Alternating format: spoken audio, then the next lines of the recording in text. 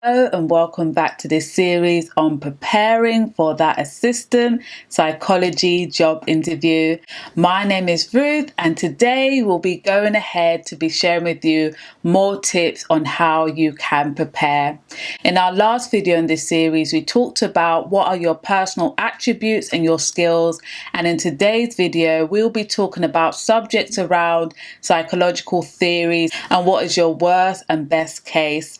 So stay tuned for the rest of this video. Hi there, so before we actually get into this video, I would like to remind you that subscription is free, so make sure you like, comment and subscribe, and let's get this conversation going.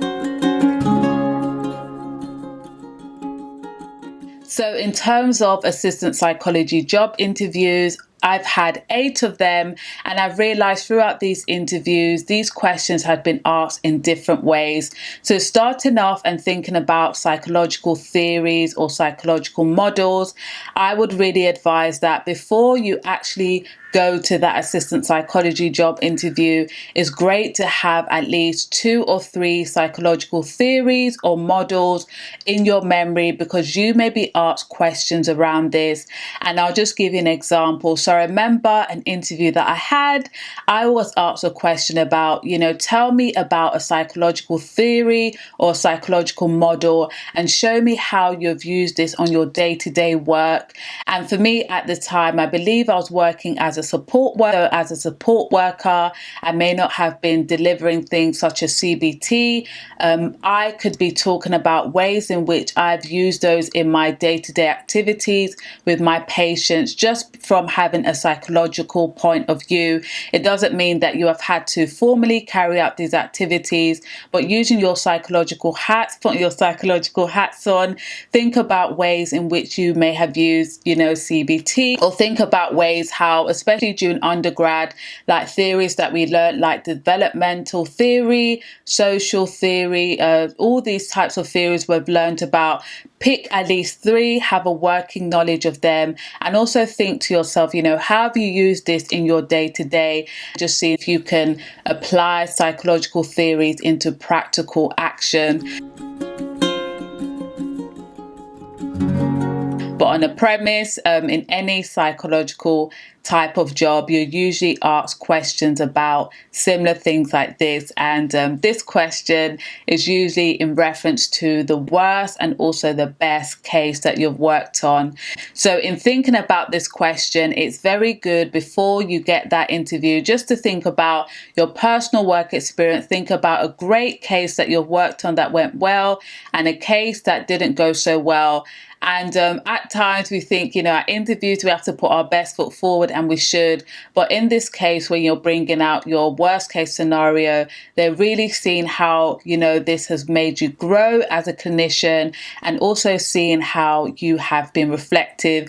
So I'm going to read some of the thoughts that I wrote down. The first thing that I did when I was answering a question like this is I gave them a brief example of what happened.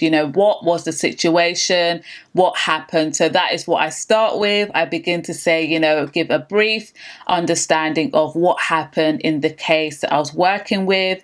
And then the next thing I mention is what made this case significant. Like, for example, there could be 50 cases. Why have I chosen this one? What made it significant? So thinking about this as well in terms of the first point we mentioned before we got into the best and worst case scenario is thinking about the theories and the models that I've used. So important, we've come out of undergrad, we have that head knowledge, but these interviewers want to see how you've made a psychological theory or model and how you've used it in a very practical way. The next one, after you think about, what theories and models you use, I tend to say, what emotions did I feel at that given moment? So after you've talked about the emotions you felt, you also talk about, what were the issues at hand? What were the barriers within the situation? For example, was there barriers in terms of the service user engaging, or was there like physical violence? Like, what type of barriers were in this case that you've worked in? Lastly, in this section is reflection. And in the past, I've usually said to myself, thinking in that situation, how did that make me a better clinician? Or in this situation, how how will this make me a better assistant psychologist? And also, what are some things that I could have done better? So let's just say this whole thing happened tomorrow. With the knowledge I have now, what would I do that was better than yesterday? So I hope these tips were helpful for you. They've been extremely helpful, especially in assistant psychology job interviews that have asked those questions.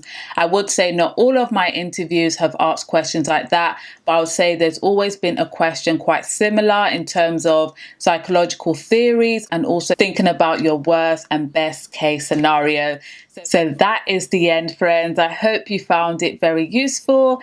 And if you're interested in more psychological job interviews, make sure you like and also make sure you comment and make sure you subscribe, because on this channel we talk about psychology, education, health and well-being and finances. So please be sure to subscribe if you find any of those topics really interesting, or if you're just curious to learn about something new today. So see you later, and I hope you enjoy the rest of your day.